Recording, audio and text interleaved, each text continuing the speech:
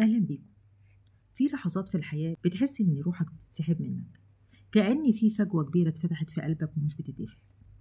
ممكن تكون فقدت حد غالي، أو خسرت صديق عمرك، أو حتى حاسس إنك فقدت نفسك وشغفك وضحكتك اللي كانت بتميزك، وبتسأل بوجع ليه يا رب النقص ده. ربنا سبحانه وتعالى جاوبنا في آية في سورة البقرة: بسم الله الرحمن الرحيم: ولنبلونكم بشيء من الخوف والجوع ونقص من الأموال والأنفس والثمرات وبشر الصابرين.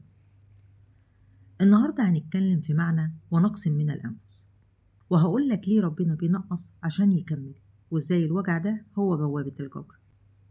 كتير مننا بيفسر نقص من الأنفس إنه الموت بس، وطبعا ده ابتلاء كبير، لكن في معنى كمان للنقص، وهو تصفية الدوائر.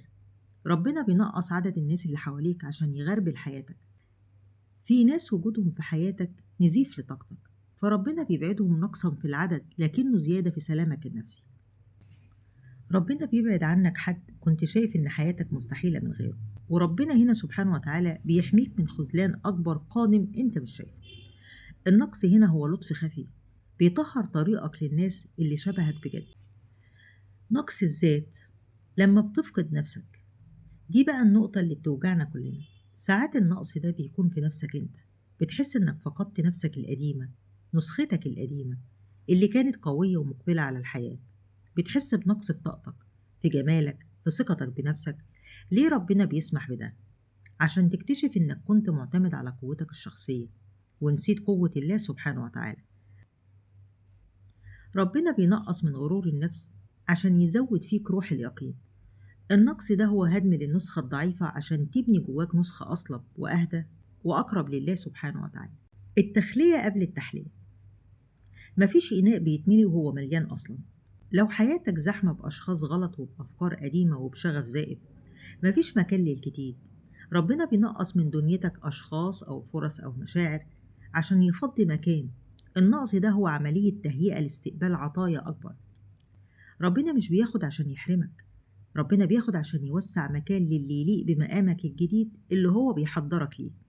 اللي ضاع منك النهاردة هو مساحة للي هيجبرك بكرة. نيجي للآية. ربنا سبحانه وتعالى ختمها: وبشر الصابرين. انتهت بالبشرة، والبشرة دي للناس اللي فهمت صح، اللي عرفت إن الملك لله سبحانه وتعالى، وإن النقص اللي عندك ده هو اختبار لليقين.